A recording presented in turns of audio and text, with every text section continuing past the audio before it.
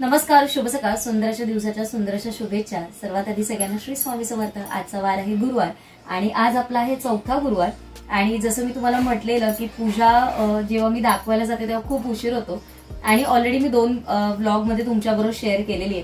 तर आज मी पूजा मांडताना तुमच्याबरोबर शेअर नाही केली, पण हे जी सगळी जी पूजा झाली मी थोडक्यात तुम्हाला दाखवेन.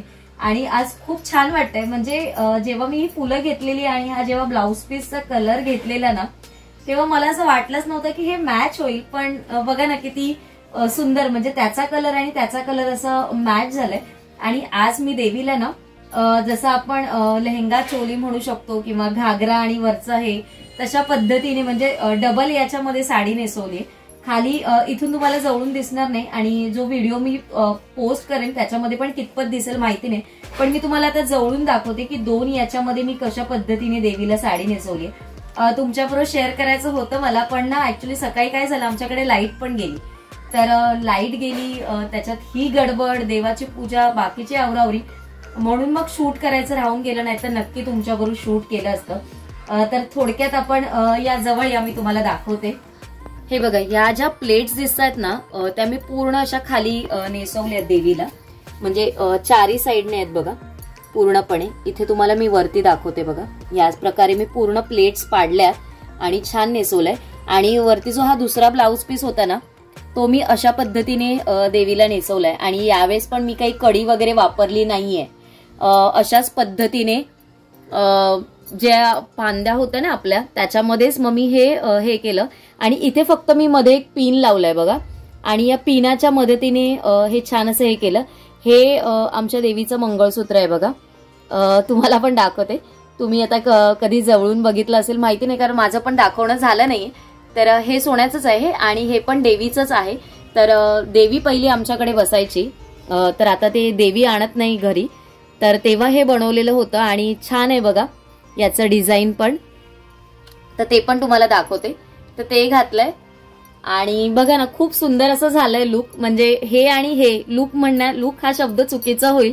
खूप सुंदर असं देवीचं रूप दिसतंय बघा, सजलेली देवी. आणि ही फुलं तर खूपच सुंदर दिसत आहेत बघा, म्हणजे दोन्ही साईडला. आणि अगदी मॅच झालं. म्हणजे जे मी घेतलेलं माझ्या मनात पण विचार नव्हता. शेवटी देवीच्या मनात असेल ना तर देवी तिला पाहिजे तशी पूजा आपल्याकडनं करवून घेतेच नेहमी.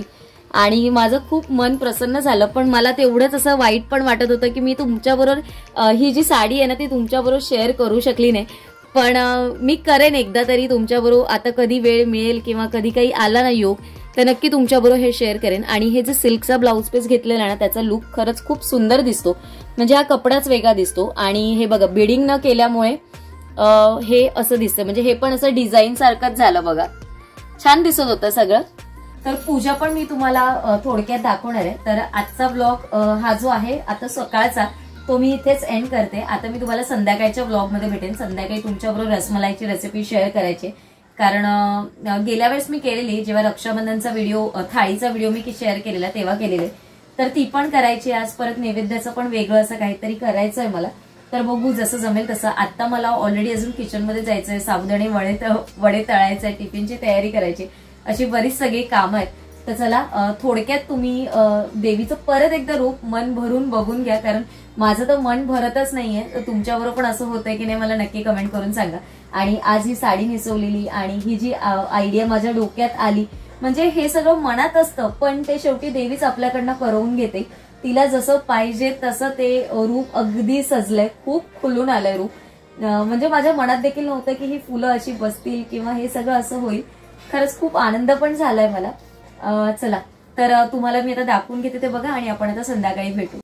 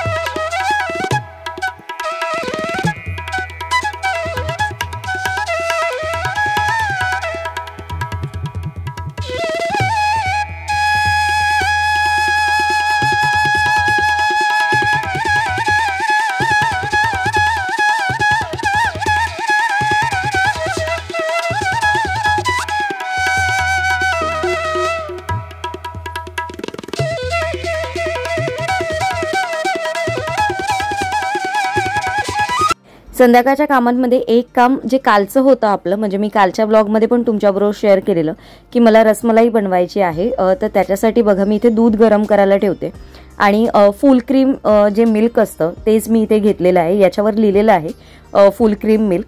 तर ते 1 लिटर घेतलं आहे आणि जवळपास ते आपल्याला अर्ध होईपर्यंत, म्हणजे पाऊण ते अर्धा होईपर्यंत छान असं आटवून घ्यायचं आहे. टोप जरासा जास्त गरम झालेला आणि मी पहिलाच टोप ठेवला, त्याच्यामुळे थोडंसं मी खाली पाणी टाकून ठेवलं, म्हणजे दूध पटकन खाली चिटकलं जाणार नाही टोपाला, त्याच्यामुळे थोडंसं खाली पाणी टाकून घेतलं आणि मग आता त्याच्यामध्ये मी दूध ओतून घेते. आणि हे दूध जास्त हलवत राहायचं नाही, मी फक्त त्याच्यामध्ये 1 चमचा ठेवून देणार आहे, म्हणजे दूध एका साईडला छान असं गरम होत राहील आणि आपली एका साईडला बाकीची जी किचनमधली कामं आहेत, म्हणजे आज नैवेद्य होता, त्याचं जेवण होतं, परत उद्यापन होतं, त्या सगळ्याची तयारी वगैरे संध्याकाळी आल्यानंतर होती, गडबड होते, तर मग ती सगळी कामं एका साईडला आपली होऊन जातील. आणि आता मी ना फ्रीजमधनं मी बऱ्याचशा ज्या फ्रीजमध्ये गोष्टी आपण ज्या मील प्लॅनिंगसाठी करून ठेवलेल्या, ज्या म्हणजे आपल्या या आठवड्याभरासाठी वेळ जाणाऱ्या असतात, तर आपण वेळ आपला वाचावा म्हणून करून ठेवलेल्या त्या गोष्टी फ्रीजमधनं मी बाहेर काढून ठेवणार आहे. केशर ना मी काय करते बघा, थोडंसं दूध जेव्हा गरम होतं ना तेव्हा या केशरमध्ये आपल्याला हे जे गरम झालेलं दूध आहे ना त्यातलं थोडंसं दूध याच्यामध्ये टाकायचं आणि ना त्याला छान असा कलर आला ना की मग हे आपण हे दूध या दुधामध्ये मिक्स करणार आहोत. त्याला छानपैकी पहिला कलर येऊ दे, 5-10 मिनिटात त्याला छान असा कलर येतो गरम दुधामध्ये केशर टाकल्यावर, आणि मग ते आपण त्याच्यामध्ये ओतूया. आता एका साईडला मला वेलची पूड करायची बघा, माझ्याकडे वेलची पूड संपलेली आहे, म्हणून प्रत्येक वेळेस आता मला जेवढ्या वेळेस मी वेलची पूड करते तेवढ्या वेळेस मला खलबत्त्यावर कुटूनच करावी लागते. पण याची टेस्ट ना खरंच खूप वेगळी येते. जी आपण करून ठेवतो मिक्सरमध्ये, त्याच्यामध्ये काय होतं, बऱ्याच वेळा ते मिक्सरमध्ये फिरून फिरून ना सगळं त्याचा जो स्मेल असतो किंवा त्याचा जो एक स्वाद असतो ना तो निघून जातो, असं वाटतं मला. जेव्हा मी ही अशी ठेचून जेव्हा घालते ना तेव्हा त्याच्यातला फरक थोडाफार काय होईना जाणवतो हा फरक. तर चला अनायसे आज असं खलबत्त्यात कुटून घालायला मिळालं तर छान अजून अशी टेस्ट येईल. तर साखर बघा 1 लिटर होतं दूध, तर ते मी पाऊण केलं, खूप अगदी अर्धा लिटर केलेलं नाहीये. मग मी त्याला ना एक 200 ग्राम साखर घेतलेली आणि हे जे आपण दूध गरम करायला म्हणजे थोडंसं साईडला केलेलं गरम दूध ते आता याच्यामध्ये ओतून घेतलं की याला खूप सुंदर कलर येतो. कारण आपण काय करतो ऐन वेळेस किंवा बरोबर जेव्हा सर्वात शेवटी आपण त्याच्यामध्ये केशर वगैरे ऍड करतो तर पाहिजे असा कलर येत नाही. पण थोडंसं दुधात टाकून नंतर तुम्ही त्याला उकळवा, अगदी सुरेख असा लाईट असा केशरी कलर येतो. ही जी ग्रेव्ही होती आपली पनीरच्या भाजीसाठीची ती फ्रीजमधनं काढून घेतली, तर आज आपल्याला पनीरचीच भाजी करायची होती. तर इथे थोड्याशा गोष्टी म्हणजे ज्या आपल्या रसमलाईला लागणार आहेत, जे रोज पेटल्स आहेत तर ते थोडेसे निवडून घेते मी. हे ना माझ्याकडे आधीचे होते, आता जो फ्रेश आणलेले त्याच्यात मधले हे नव्हते, तर ते ना बऱ्यापैकी ड्राय झालेले आहेत बघा. तर ड्राय कुठे आहेत का तर ते काढून टाकते. आणि याचा ना खरंच सुगंध म्हणा किंवा याचा जो टेस्ट आहे ना खरंच खूप सुंदर येते आपल्या रसमलाईला. ॲक्च्युली माझ्याकडे पिस्ताचे काप म्हणा होते, पण ते आता मला माझ्या क्रिसमसच्या चॉकलेटसाठी वगैरे मला कापून ठेवलेले आहेत, तर ते मला याच्यात यूज नव्हते करायचे.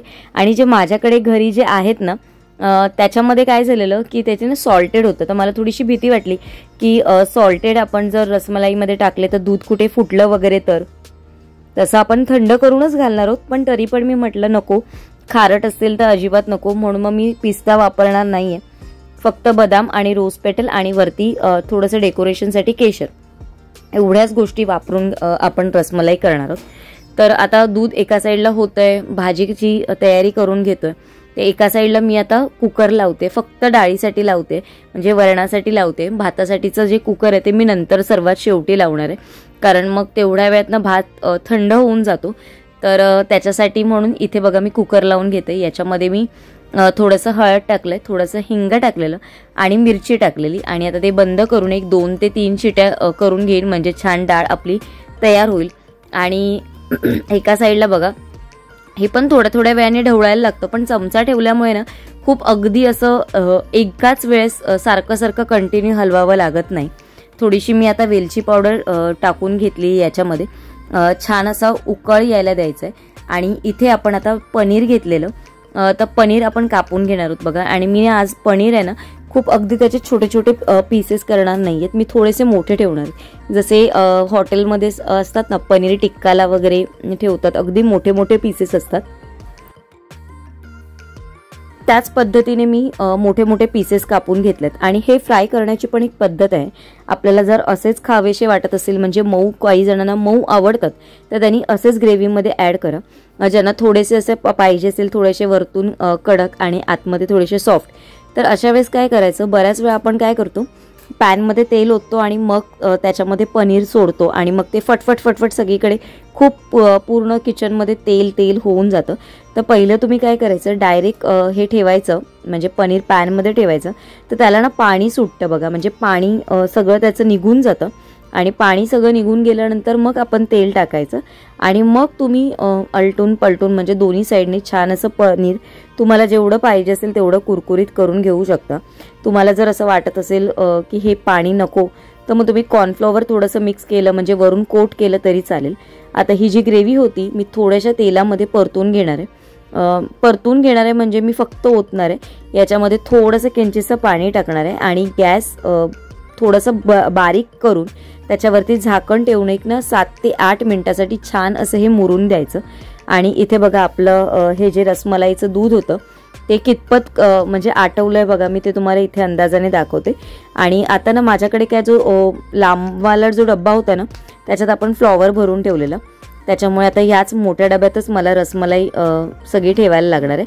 तर आपण जे आणलेलं चितळेचे जे गुलाबजाम नाही, सॉरी, रसगुल्ला, तर ते मी टीनचं ओपन करून घेणार आहे आणि त्यातला ना सगळा पाक आहे तो वेगळा करायचा आणि रसगुल्ले आपल्याला वेगळे करायचे.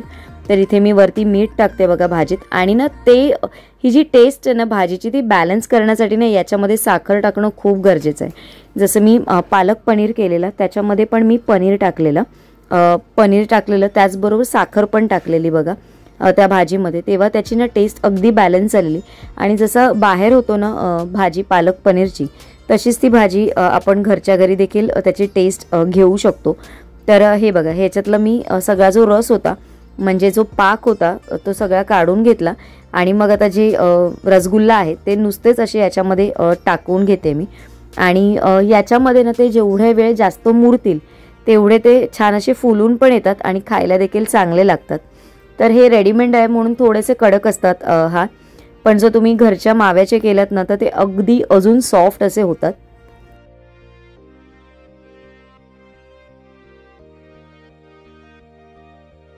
भरपूर रोज पेटल, भरपूर बदाम आणि भरपूर असं केशर, असं तिन्ही वेगवेगळं करून टाकायचं, सगळं एकत्र करून नाही टाकायचं. आता केशर टाकताना पण बघा, जे रोज पेटल आहेत ते सगळे असे आतमध्ये मी ठेवलेत, म्हणजे घालून घेतले, दुधामध्ये व्यवस्थित मिक्स करून घेतले. आणि ना केशर तुम्ही जे आपले रसगुल्ले आहेत ना त्याच्यावरती तुम्ही एक एक ठेवून द्या, कारण जेव्हा हे मुरून जेव्हा छान दुसऱ्या दिवशी तुम्ही खायला बघाल ना, तेव्हा प्रत्येक रसगुल्ल्यावरनं एक हलका असा जो केशरी कलर असतो ना केशरचा, तो खूप अगदी सुंदर दिसतो. तर अशा पद्धतीने तुम्ही म्हणजे जे आपण केशर घेतलेलं ना ते रसगुल्ल्यावर असं ठेवून घ्या, म्हणजे रसमलाई खाताना देखील खूप सुंदर दिसेल. आणि एक म्हणजे कसं असतं, जेवढं छान दिसतं तेवढंच ते खायला पण सुंदर असतं, तर ते माणूस डोळ्यांनी पहिला खातो. तर जेवढं असं हे काही डेकोरेशन मला करता येतील ना वरून, तेवढं मी सगळ्या गोष्टीमध्ये करत असते. तर आता ही फ्रीजमध्ये आपण ठेवून देणार आहोत, म्हणजे आता ही उद्यासाठी होणार आहे मला.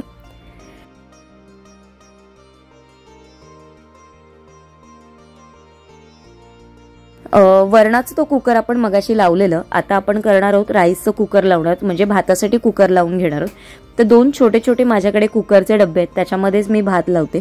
कारण याच्यामध्ये आपल्याला, तुम्हाला जरी बघून हा खूप मोठा डबा वाटत असेल ना, तरी खूप जास्त मोठा डबा नाहीये, अगदी छोटीशी वाटी हा राईस होतो, त्याच्यामुळे मी 2 डबे हा भात लावतो. कधी कधी काय होतं, भात जास्त खाल्ला जातो, कधी कधी कमी खाल्ला जातो, जसं भाजी असते किंवा जशी आमटी असते त्याप्रमाणे भात खाल्ला जातो. तर बघा इथे आपली भाजी तयार झाली आहे, वरण पण तयार झालेलं आहे, कुकरच्या शिट्या होतील आता, म्हणजे आपला भात पण तयार होईल. आणि एका साईडला मी आता ना चपात्यांचं पीठ मळून घेते. तर ॲक्च्युली काय झालं, मी पहिलं काहीतरी गोड अजून करणार होती, जसं मी तुम्हाला म्हटलं.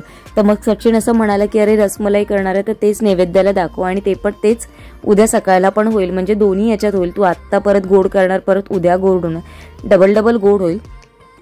आणि जे काही एका तासात जी काही रसमलाई मुरेल त्याच्यामध्ये ती मुरेल, पण मग आपल्याला खाताना तर उद्या ती वेगळी टेस्ट लागेल, म्हणजे पूर्ण छानपैकी तर मुरून आपल्याला उद्या खाता येईल. पण आता तू डबल करशील तर परत तुझा वेळ जास्त जाईल, म्हणून मग आम्ही एकच करायचं ठरवलं. आणि तुम्हाला जसं मी म्हटलेलं की मी 7 कापाचे घावणे वगैरे विचार करत होती आज करायचा, पण नाही झालं. बघू पुढच्या गुरुवारी प्रयत्न करेन. आणि ऑलरेडी मी रेसिपी बऱ्याच वेळा तुमच्याबरोबर शेअर केलेली आहे. शॉर्ट व्हिडिओजमध्ये पण बऱ्याच वेळा, म्हणजे 2-3 वेळा मी केलेली आहे शॉर्ट व्हिडिओजमध्ये पण ती रेसिपी. आता तुम्हाला बघा मी ते पीठ दाखवते बघा, गोळे कसे करून घेते. जसं मी तुम्हाला म्हणते ना, अंगठ्याच्या आणि बोटाच्या मध्ये जेवढं पीठ बसेल तेवढ्याच आकाराचे मी गोळे करते. आणि हे तुम्ही फुलके म्हणू शकता किंवा चपाती म्हणू शकता. असंच सगळं माझ्या या साईजवर सगळं अवलंबून असते. आता चपात्या करून घेते आणि मग बाकीचं नैवेद्य दाखवून घेते. आता माझी सगळी संध्याकाळची कामं आवरली, म्हणजे मगाचपासून मी तुमच्याबरोबर शेअर करते सगळ्या गोष्टी. म्हणजे रसमलाई झाली, भाजी वगैरे झाली, वरण भाताचं कुकर पण झालं. आणि आता मी ब्लॉग एंड करते. तुम्हाला आजचा ब्लॉग कसा वाटला मला नक्की कमेंट करून सांगा. आजचं हे जे काही देवीचं असं रूप होतं सुंदर साजेसं असं, तुम्हाला कसं वाटलं मला नक्की कमेंट करून सांगा. तुमचं काही सजेशन्स असेल ते देखील मला नक्की सांगा. तुमचं प्रत्येक सजेशन माझ्यासाठी खूप लाख मोलाचं असतं, कारण तुमच्या सजेशन्स मधनं मी देखील बऱ्याचशा चांगल्या नवीन गोष्टी, काहीतरी छान गोष्टी शिकत असते. जसं मला कलशाबद्दल माहिती नव्हतं ते शिकली मी.